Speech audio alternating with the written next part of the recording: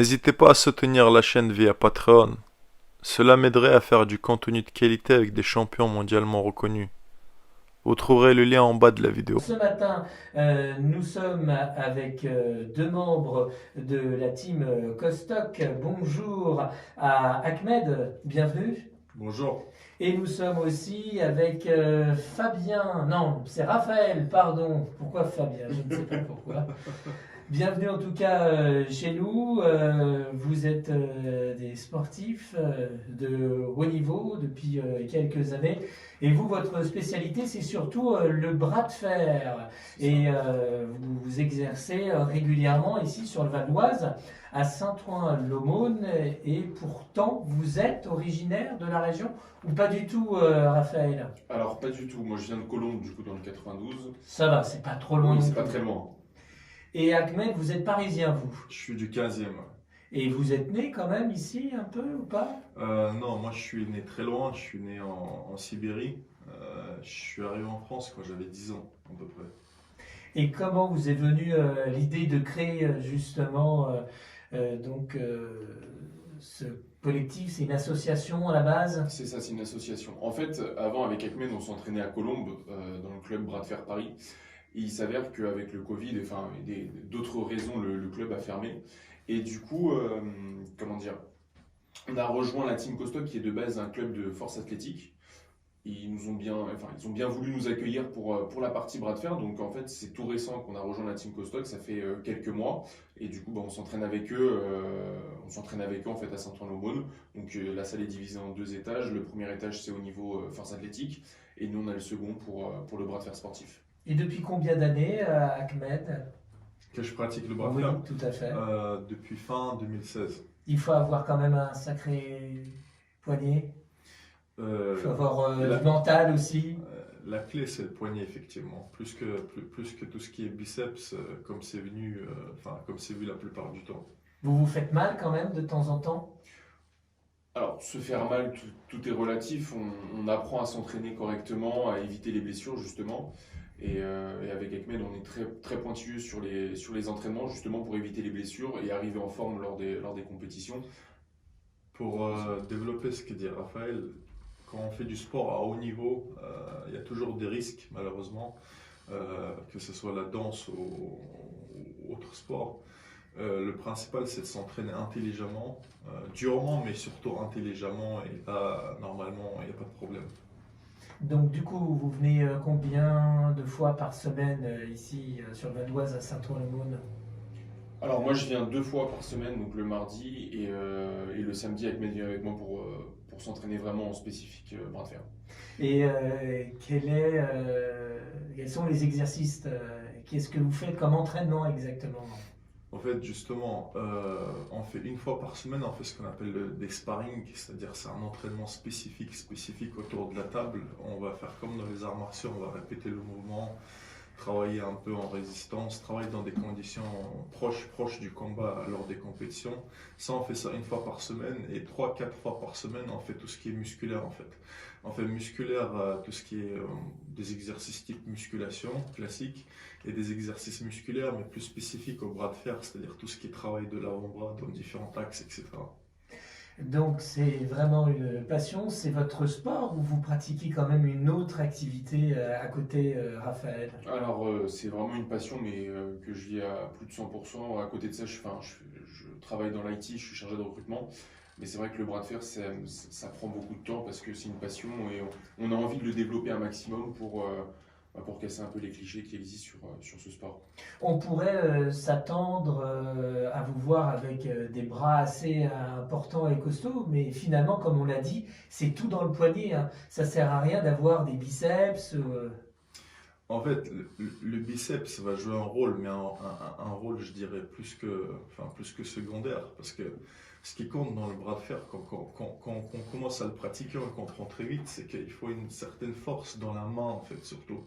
Si on parle de force, mais en plus de la force, on va dire physique, il y a tout ce qui est endurance, il y a tout ce qui est vitesse, il y a tout ce qui est technique. C'est comme dans les sports, par exemple, moi je suis ancien judoka, c'est comme dans les sports de lutte, en fait. Il faut un peu de tout pour être un bon pratiquant. Alors vous êtes champion, hein, Ahmed, double champion de France 2021. C'est ça, en catégorie poids lourd, plus de 110 kilos. Et vous êtes vice-champion de France hein, pour Raphaël. Oui, c'est ça, en moins de 85 kilos. Donc ça c'est génial, c'est un but quand même ultime d'arriver à accéder à l'une des 3 marches du podium. Oui, mais c'est mieux d'arriver quand même au niveau, enfin à partir de la deuxième, puisque ça nous assure une place en équipe de France. Donc on essaie de faire notre mieux, déjà pour arriver à la première place, et si c'est pas possible, la deuxième. L'objectif, c'est quand même les championnats du monde. C'est d'être premier, c'est de représenter le pays. C'est ça que tout sportif, on va dire, ambitieux cherche à atteindre. Direction justement la Roumanie dans quelques jours. Vous y serez à partir du 24 novembre, mais vous arrivez peut-être la veille pour ces championnats. Non, nous on va arriver le 29. En fait, les championnats du monde commencent le 24 pour Ils les se terminent jusqu'au 3 décembre. jusqu'au 3 décembre, c'est ça. Et donc vous êtes dans une catégorie précise et vous n'avez pas besoin d'être là sur la totalité du championnat. C'est ça. Donc le 29 tous les deux. Ouais. On arrive le 29 et nous, notre compétition, c'est le 1er et 2 décembre. Et bien évidemment, par rapport aussi à votre poids, votre taille, vous n'êtes pas du tout dans la même catégorie. Non. Non, c'est ça qui est bien. Et Presque 2 mètres, c'est ça pour Ahmed? c'est ça, 1m97. En fait, le bras de fer, comme c'est un sport, on va dire, de combat aussi, il y a des catégories de poids. Et heureusement, d'ailleurs, je dirais, sinon ce serait pas équitable. Ouais, les catégories vont en France, en tout cas, de moins de 65 kg jusqu'à plus de 110 kg. Vous vous amusez quand même tous les deux, Ah oui, ensemble. Même si effectivement, vous n'avez pas la même taille, le même poids, mais et qui gagne en règle générale quand vous faites un bras de fer? Raphaël. Non, en fait, Raphaël, en plus d'être ami, c'est moi qui le coach. Donc, on est amené à très souvent faire des sparring, des entraînements ensemble. Et tous les deux, à côté, vous avez une activité professionnelle aussi, qui n'a rien à voir avec ce que vous pratiquez, le Oui. bras de fer. Oui, du coup, comme j'ai dit, je suis dans le recrutement dans les profils IT. Donc c'est vrai que ça n'a aucun rapport avec le bras de fer de manière générale. Donc il y a un peu de tout en fait dans la discipline en termes de métier. Et vos collègues, des fois, vous demandent à vous défier ou pas? Justement, non, depuis qu'ils savent que je fais du bras de fer, ils disent on va pas essayer d'en faire un contre toi parce qu'on sait qu'on va perdre. Nous allons reparler un petit peu du bras de fer sportif, puisqu'il y a des femmes aussi, et puis peut-être des jeunes. À partir de quel âge, justement, on peut pratiquer le bras de fer sportif? Et puis, pourquoi pas, en 2024, les JO en tout cas, c'est une discipline aujourd'hui qui est reconnue, mais effectivement qui n'est pas installée lors de grandes compétitions comme les Jeux Olympiques. Le bras de fer, c'était entre potes quand on était plus jeune, mais aujourd'hui, il y a quand même réellement une vraie discipline. Il faut quand même le souligner. C'est validé, Ahmed.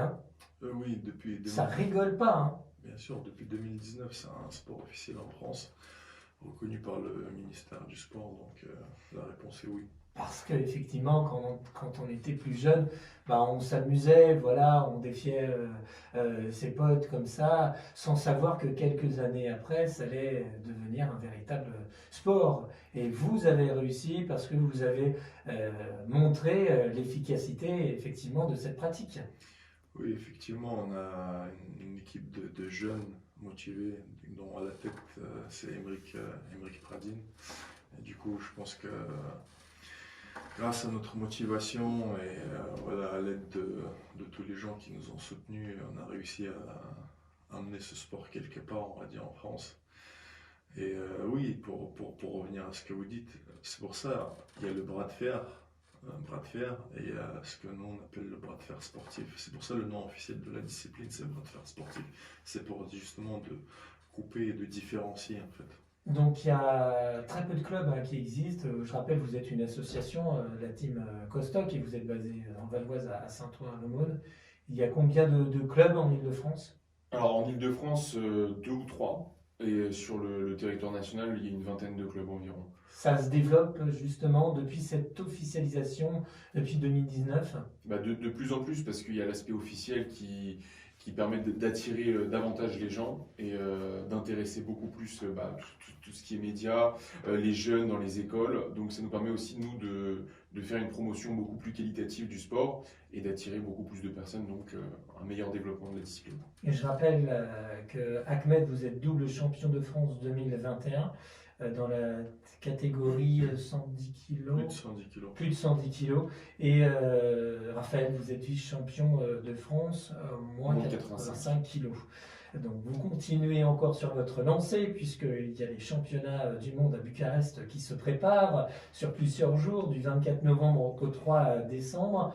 Il y a un entraînement un peu plus important justement à l'approche de ce championnat pour vous. Vous faites un petit peu attention à ce que vous mangez par exemple, à pas trop fumer, boire, mais peut-être que vous ne buvez pas et vous ne fumez pas à la base. Alors on ne fume pas et on ne boit pas. C'est comme tout sportif Oui, de toute façon. C'est ça. Et après, au niveau du poids, moi j'ai une catégorie de poids à respecter, donc au niveau de la nourriture, il faut quand même que je sois vigilant. Il faut perdre un petit peu là en ce moment ou pas, non? Enfin, au niveau de mon poids de corps, je suis comme si j'étais avant une compétition, donc j'aurais pas trop de mal. Mais c'est vrai qu'il faut quand même être vigilant sur ce qu'on mange. Contrairement à Ahmed, lui, il n'a pas trop de soucis au niveau de la catégorie de poids à respecter. J'ai pas de souci au niveau de la catégorie de poids, mais il faut pas oublier qu'on pratique un sport de performance. Donc, bien sûr, on fait attention à ce qu'on mange. Faut manger équilibré, faut manger sainement. C'est comme dans tous les sports. Et pour répondre à votre question par rapport à l'entraînement, il y a ce qu'on appelle la saison et la hors-saison. Et là, c'est comme vous pouvez le préciser, le championnat du monde, donc on est en pleine saison. Donc oui, on s'entraîne de manière plus intensive, on est beaucoup plus rigoureux, on fait beaucoup plus attention. Mais c'est une chance de vous avoir parce que je sais qu'en règle générale, à l'approche d'une telle compétition, vous pouvez aussi avoir, pas du stress, mais il faut quand même suffisamment être bien préparé et donc vous vous isolez un petit peu aussi en quelque sorte. Ça, je pense que ça dépend du caractère de chacun. En plus d'être athlète et d'avoir nos professions respectives avec Raphaël, on essaie de développer ce sport. Donc pour nous, une invitation de venir à une radio, surtout une radio qui se trouve près de chez nous géographiquement, on ne peut pas refuser. Donc il n'y a pas de souci de ce point de vue-là. Combien il y a de membres au sein de ce club, de la team Costoc? Alors la team Costoc, donc c'est une association qui regroupe environ une trentaine d'adhérents et dont entre 10 et 15 personnes font du bras de fer sportif. Et elle est toute jeune cette association? Oui, elle a été créée l'année dernière, donc c'est tout jeune de base. En fait, la team Costoc, c'est une association qui était dans l'est de la France et il y a une filiale entre guillemets qui a été créée en Île-de-France, donc Team Costoc IDF, où on a du coup rejoint pour la partie bras de fer. Et comment vous êtes arrivés sur le Val d'Oise, puisque tous les deux, vous n'êtes pas du département, forcément. Je rappelle Colombes pour Raphaël et Paris pour Ahmed. Donc, voilà. Comme on dit, tous les chemins amènent à Rome. Pour nous, tous les chemins amènent au bras de fer. Comme on a vu qu'il y avait moyen surtout Raphaël a vu qu'il y avait moyen de pratiquer le bras de fer, en plus avec une team partie force athlétique qui a de très très bons athlètes en fait. Il faut savoir que dans ce club il y a trois champions du monde, 2 champions du monde et un champion du monde en titre. C'est des gens qui peuvent avoir une bonne influence sur nous, ne serait-ce que pour la partie, on va dire, renforcement musculaire. Donc même si la distance, surtout pour moi, elle est éloignée, c'est bénéfique. On les remercie d'ailleurs. Vous l'avez sûrement compris, on parle ce matin du bras de fer sportif sur IDFM avec Raphaël et Ahmed. Donc on a parlé du nombre de personnes qui donc pratiquent ce sport chez vous au sein de votre club, la Team Costoc. Est-ce qu'il y a des femmes? Au sein de la Team Costoc, non. Mais en France, oui, il y a des femmes qui pratiquent le bras de fer sportif. Et même dans le monde, il y a au niveau mondial, il y a également des femmes qui participent, qui ont un très haut niveau. Donc au final, au championnat du monde, il y aura les catégories pour les hommes et les catégories pour les femmes. En France, pour la partie femmes, c'est timide encore, et on essaie de développer ça. Mais dans le monde, tout ce qui est championnat du monde, championnat d'Europe ou dans la plupart des autres pays, il y il y a énormément de femmes, il y a presque autant de femmes que d'hommes qui ont un très très haut niveau. Il y a plusieurs noms comme ça de femmes qui peuvent facilement battre au bras de fer. Et à Ouais. partir de quel âge on peut pratiquer le bras de fer? Il y en a qui commencent très tôt, 6-7 ans, Ah oui. principalement dans les pays de l'Est où ils commencent très tôt puisque c'est un sport national. En France, c'est un peu plus compliqué de commencer tôt dû au manque de visibilité, mais ça commence vraiment à se développer. Il y a de plus en plus de jeunes qui s'inscrivent justement pour le bras de fer. Dans le judo, par exemple, on peut commencer la pratique à l'âge de 6 ans. Vous, c'était votre moi, cas, justement, Non, maintenant? moi, j'ai Ah, commencé si. à 13 ans, 13 ans. mais je sais qu'on peut commencer à 16 ans. Enfin, c'est bien vu de ce point de vue-là. Il y a des clubs qui commencent à l'âge de 6 ans, voire même du judo un peu, on va dire, facilité pour des petits enfants, où il y en a qui commencent à 4 ans, comme ça, pour les mener, on va dire, pour les amener, pour les introduire au judo. Oui, moi, je pense que le bon âge pour commencer le bras de fer, on va dire, je dirais que c'est 13 ans en fait. Et il y a des catégories lors des championnats qui sont moins de 15 ans, moins de 18 ans, moins de 21 ans. Donc il n'y a pas de problème de ce point de vue-là, c'est prévu. Le judo, vous en faites encore, toujours un petit peu? Vous êtes aussi Je- peut-être J'en- prof ou coach? Non, judo, j'en fais comme ça quand je croise mes amis judokas ou des amis lutteurs, on va dire, par nostalgie, parce que voilà, j'en ai fait pendant longtemps et ça me manque un peu, mais de manière sérieuse, non, je suis à fond pour la partie sportive, je suis à fond dans le bras de fer en ce moment. Raphaël, le bras de fer, la première fois, c'est en voyant un film de Sylvester Stallone ou pas du tout? Alors pas du tout, je n'avais pas du tout connaissance de ce film ni de la discipline. C'était au forum des associations de Colombes où il y avait le club, où j'y suis allé, j'ai testé et j'ai vite adhéré. Donc, Mais vous avez regardé quand même ce film qui est sorti dans les années 80, Over the Top. Je vais répondre à la place de Raphaël pour le coup. Raphaël, c'est l'un des rares personnes que je connaisse qui regarde très peu de films en réalité. Si je vous dis Harry Potter ou Seigneur des Anneaux, je suis pas sûr qu'il l'ait vu, donc si, quand même. j'aurais un doute, hein, franchement. Non, ça m'étonne pas du tout. Vous arrivez quand même un petit peu à côté, à aller au cinéma, au théâtre, à bouquiner ou pas? Moi, j'ai un abonnement au cinéma, j'adore ça. Donc, bien sûr, on reste des êtres humains et on sort, on regarde des films, on s'amuse. Alors je ne le savais pas, mais je l'ai appris. Ceux qui pratiquent le bras de fer, ce sont des ferristes. C'est ça. C'est le terme qu'on emploie comment dire, en France.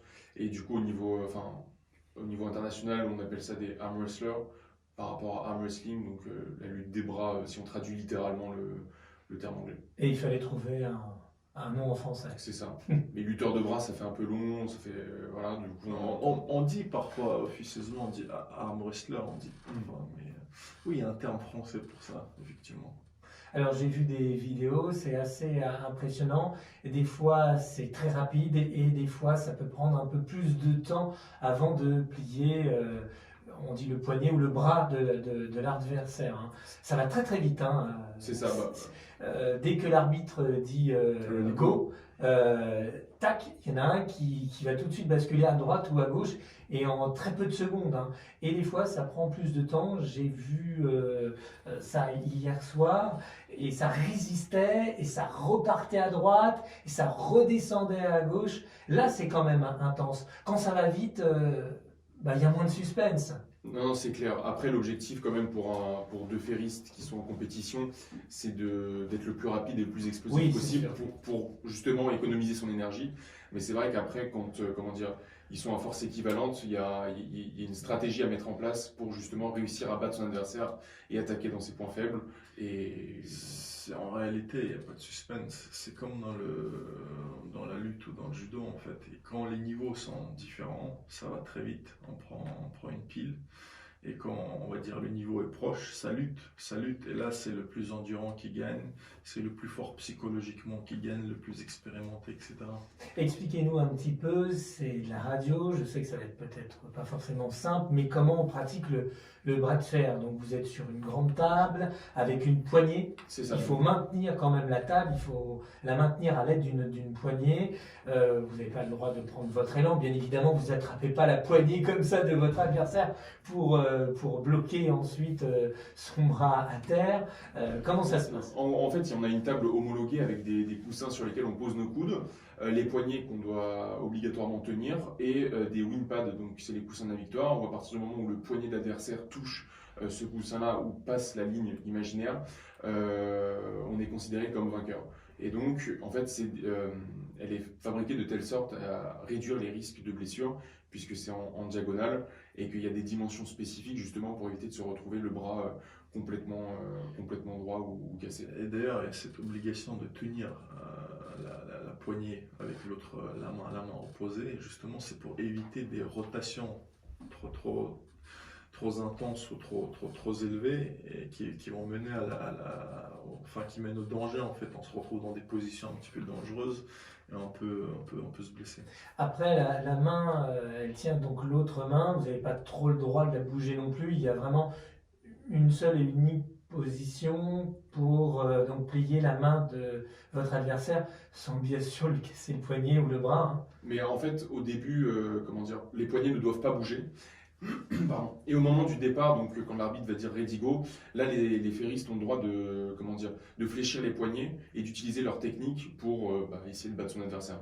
Donc il y a différentes techniques au bras de fer et juste au moment du départ, c'est un départ équitable, donc sans avoir les poignets qui sont déjà en position d'avantage. Raphaël, vous avez un petit truc justement, est-ce que vous regardez votre adversaire ou vous regardez plutôt votre poignet? Même pour Ahmed, vous avez une façon particulière de déstabiliser votre adversaire? J'ai pas de manière particulière de déstabiliser l'adversaire. Moi, je regarde l'arbitre quand je sais qu'il va donner le départ, mais j'ai pas de façon particulière. Ahmed. En fait, je vais parler de manière générale. Quand on regarde bien, vous verrez des ferristes regarder leur adversaire vraiment, qui regardent avec des gros yeux, je sais pas, qui peut-être essaient d'intimider l'adversaire. C'est peut-être plus facile pour eux d'avoir la rage de vaincre, etc. Il y a des gens plus techniques qui vont regarder la bouche de l'arbitre en fait. Pourquoi ils vont regarder la bouche de l'arbitre? Parce que l'arbitre, il va donner le ready go. Et ils attendent que les lèvres bougent d'une certaine manière pour partir plus tôt en fait. Il y en a qui vont regarder la main de l'arbitre, parce que la main de l'arbitre tient vos mains avant le départ, et dès qu'il donne le départ, il les enlève. Il va attendre que l'arbitre enlève les mains pour partir, en fait. C'est des stratégies comme ça.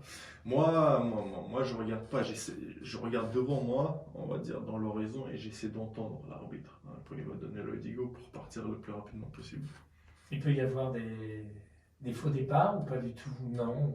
Si, il peut y avoir des faux départs, mais généralement, ça arrive, c'est quand même assez rare, mais s'il y a un faux départ, on recommence le combat recommence en fait. Et dans la salle, dans la pièce où vous êtes le jour d'un championnat, il n'y a pas une mouche qui vole. Il faut quand même, parce qu'il y a l'oreille aussi qui doit bien écouter le départ de l'arbitre. Par exemple, généralement, quand c'est bien organisé, quand il y a une musique, par exemple, il y a un DJ, etc., qui met l'ambiance au moment du départ, surtout quand c'est des parties finales, etc., il arrête la musique. Après, les gens, la plupart du temps, ils essaient d'être calmes. Ça, c'est en fonction du monde.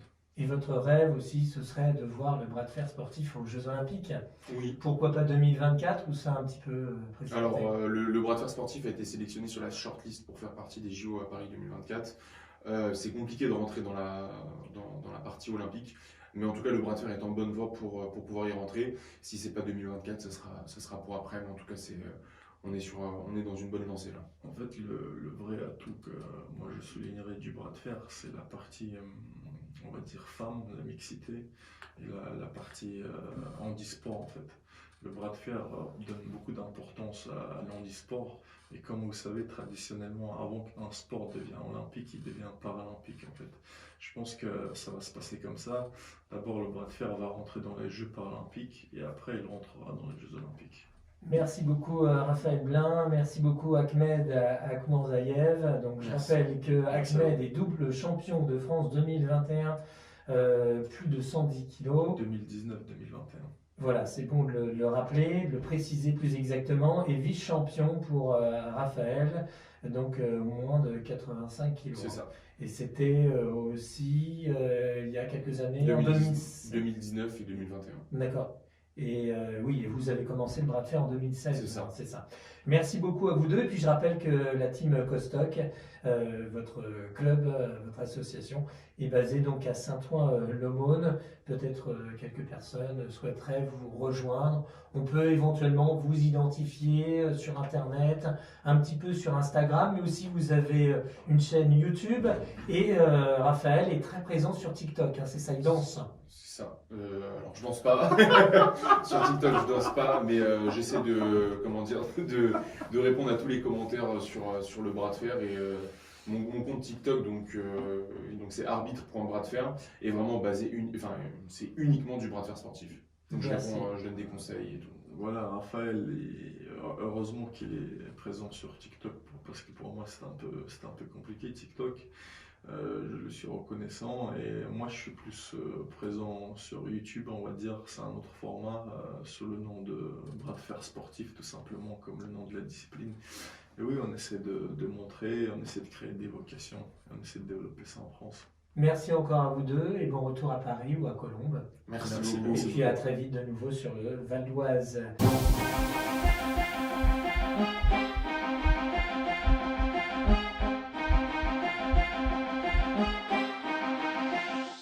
Mon ami,